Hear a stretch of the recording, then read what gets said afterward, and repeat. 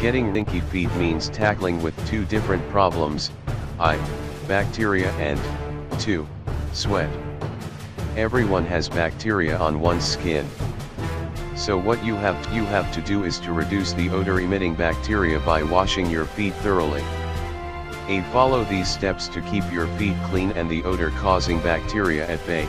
1. Scrub your feet. The objective is to slough off dead skin cells from your feet. This way you will stop supply of food to the bacteria. So wash your feet with an antibacterial soap. So while taking bath, take out time to exfoliate your feet completely with the help of a washcloth, pumice stone, or brush. Also scrub between the toes. 2. Dry your feet. The moisture, whether sweat or water, is responsible for breeding bacteria.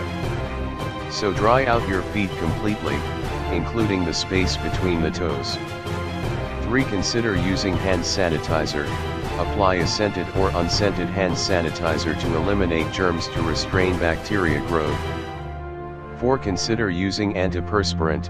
You may use similar kind of antiperspirant on your feet that you use for your underarms.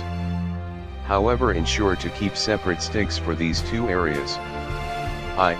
Make sure not to apply just before going out, as it will make your shoes slipping or sliding on your feet.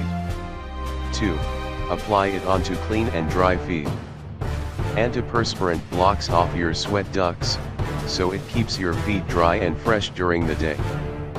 5. Vinegar and alcohol solution. Make a mixture of normal vinegar and isopropyl alcohol in equal proportions. Keep it in a bottle. Use a medicine dropper to dribble this every day over and between toes and irritated skin on the feet and disperse it. Whereas vinegar cures fungus, the alcohol restrains bacteria growth to curb feet odor. You can also immerse your feet in a solution of regular vinegar and water in equal proportions to get rid of smelly feet. To make it more effective, add a spoon of baking soda to get rid of bad smell. 6. Talcum powder or baking soda. I. Rub your feet with talcum powder, as it works as an astringent so as to keep your feet dry. 2. Baking soda is antibacterial, so helps in getting rid of stinky feet. B. Follow these steps to keep your footwear fresh to prevent foot odor. 1. Change your socks every day. Always try to wear clean and dry socks. As your feet sweat, your socks absorb the sweat. When you take them off, they dry out. If you wear the same socks second day, the sweat is going to reheat and produce bad smell. I. Consider changing your socks once during the day and never put the same socks next day. 2. While washing your socks, turn them inside out. This will help in washing away the flakes of dead skin. 3. Always try to wear socks made of absorbent material, like cotton, or wool, depending upon the weather. Avoid socks made from non-absorbent material, as the moisture gets trapped around your feet, which results into a cozy home for bacteria to thrive in. 2. Open-toe shoes and sandals. They let your feet breathe and the airflow circulates around your feet. In this process your feet remain cool and sweat much less. Even if your feet sweat, it will evaporate much faster due to the air flows around your feet. When you need to wear shoes during colder months, make it sure that you wear leather or canvas shoes, as they let your feet breathe. Never wear rubber or plastic shoes. 3. Rotate your shoes. Do not wear the same shoes over 2 days in a row. Rotate them so that they dry out fully. It takes at least 24 hours for them to dry out wholly. This will ensure that the bacteria don't set up their home in the moisture. 2. To let the shoes dry out completely, take out the insoles. If your shoes get wet, put crumpled newspaper inside the shoes to let them dry out quickly overnight. 4. Keep your shoes dry and clean. When you reach back home, take off your shoes and keep them in open to dry out completely overnight. Never keep them in a closet. If possible, wash them occasionally, but ensure they dry out completely before you wear them. 5. Remove your shoes during the day whenever it's possible to do so. This way you can keep your feet and shoes dry. See home remedies to get rid of stinky feet, even after trying above steps. If your foot odor does not go away, try these home remedies. 1. Use bleach. Mix about 2 tablespoons of bleach with a gallon of water. Immerse your feet in the solution for about 10 minutes. If your feet feel dry after this, apply a little of baby oil to your feet. 2. Salt water. Mix a cup of kosher salt for each quart of water. Soak your feet in this solution, and then let your feet dry out completely. 3. Baking soda. Mix 1 tablespoon of baking soda for each quart of water. Its application will make your skin alkaline, which prevents bacterial growth. 4. Talcum powder. Spread some talcum powder over your feet before wearing socks and putting on shoes. It will keep your feet dry and smell nice. See a doctor. If after trying above remedies you still have foul foot odor, it can be due to some medical problem. You need to consult your doctor or a podiatrist. If you know any tips about how to get rid of stinking feet, please share with us by mentioning these in the comments here below. These days it's practically impossible to get away from people using cell phones. They're on the bus, train, in restaurants and coffee shops, and, yes, even in the bathroom.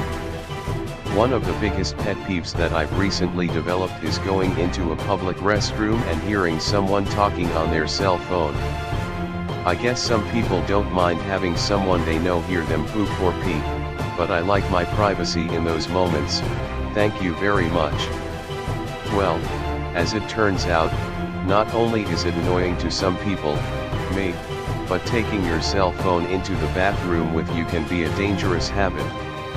Director of Biomedical Science at Queen Mary's University in London, Dr. Ron Cutler, strongly advocates that people leave their cell phones elsewhere when using the bathroom. Here's why: no matter how often bathrooms are cleaned, they are dirty places. The germs E. coli, C. diff and salmonella can be found in every bathroom and can hide in places that you might not think to clean regularly, like the toilet paper holder. And, if after wiping, you pick up your phone before you wash your hands, don't bother washing. The germs you get on your hands from wiping will transfer to your phone where they can stay for hours.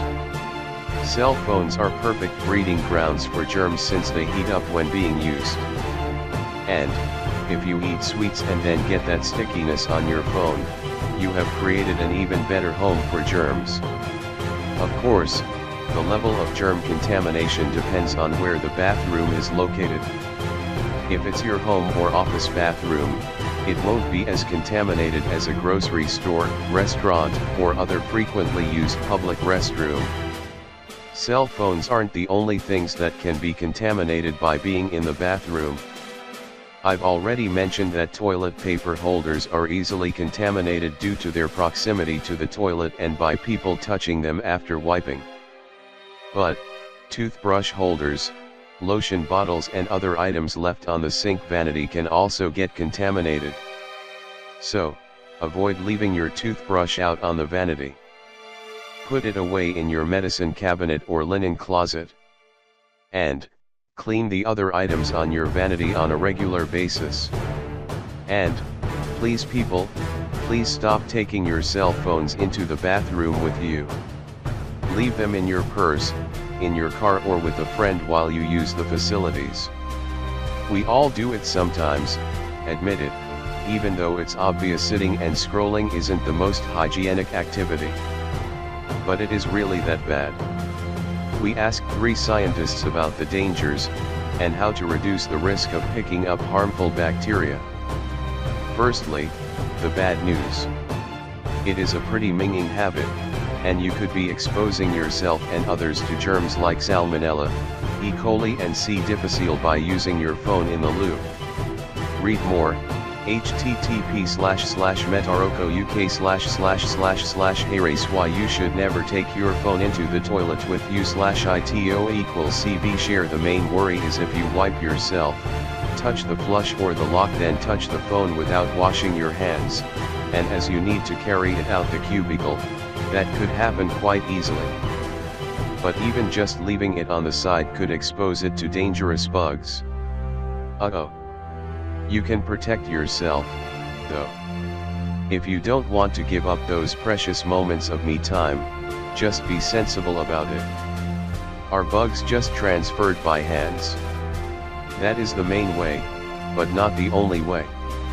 Spray could travel around 6 feet from the flush, Dr. Ackerley said. That's why you shouldn't leave your toothbrush close to the toilet.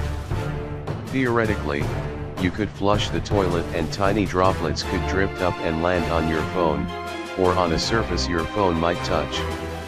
If the toilet has a lid, put it down before you flush. For this reason, it's best not to put your phone down on the toilet roll holder or any shelf that might be there.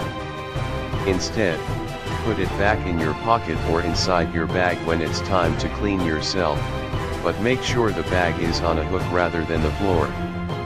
The advice Dr. Karmakar gives is to not even take your phone to the bathroom, especially public ones. Even if you are not using your phone on the toilet, you're still holding it while you're going in and out of the bathroom, and that's enough to put bacteria on the phone when you haven't yet washed your hands, she explained. Given that many people also use their phone when eating, and that many infections can be transmitted by mouth, this also increases the risk factor of getting sick from bacteria on your phone. You should probably stop bringing your phone into the bathroom with you, because there's more growing on it than you think. Ann Bialachowski, manager of infection control at St. Joseph's Healthcare in Hamilton, was testing smartphones and tablets at St. Joseph's on Monday as part of World Hand Hygiene Day, and found that some devices were more than just grimy. It's probably not a good idea to take your phone into the bathroom with you. Ann Bialachowski, manager of infection control at St. Joseph's Healthcare in Hamilton, using an ATP test, which measures organic material that gets left behind on surfaces. Bialachowski found some phones and tablets had scads of things living on them. That organic material could be anything from fecal matter and E. coli, to the virus that causes the flu. It's pathogens, so things that we worry about daily, Bialachowski told CBC Hamilton. And no, it's probably not a good idea to take your phone into the bathroom with you. A clean reading on the ATP test is a score of 30, but some of the devices swapped at St. Joseph's had readings of over 100. One person's cell phone even had a reading of 400. It's hard to say exactly what part the rise of handheld devices has played in the spread of pathogens, as few studies have been conducted on the issue, Bialachowski says. But it has added a new level of concern at hospitals, she adds. With every new example of technology, it adds a layer of intricacy to our work. According to a U.K.-wide study by scientists from the London School of Hygiene and Topical Medicine and Queen Mary University of London, 1 in 6 mobile phones in Britain was contaminated with E. coli bacteria. Fecal bacteria and viruses like the flu can survive on someone's hands and on surfaces for hours at a pop, especially in warm temperatures away from sunlight. And if people really want to use their phone as a replacement for a magazine or bathroom reader, you should get into the habit of wiping it down with a cloth after washing your hands, she says. A test with a simple dry cloth also performed at the hospital removed most problem germs. There's a lot of water in there.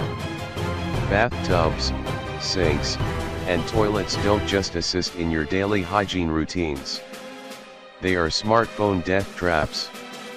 Just ask anyone who accidentally drops their phone in the sink or toilet. More smartphone makers have stepped up water resistance on their devices, allowing them to survive brief dips underwater. But if your phone isn't water resistant, Waiting for your phone to drip dry in hopes it might work is not fun. Plus, do you really want to reach into the toilet for your phone? All those germs. Yes, your smartphone likely carries more germs than a toilet.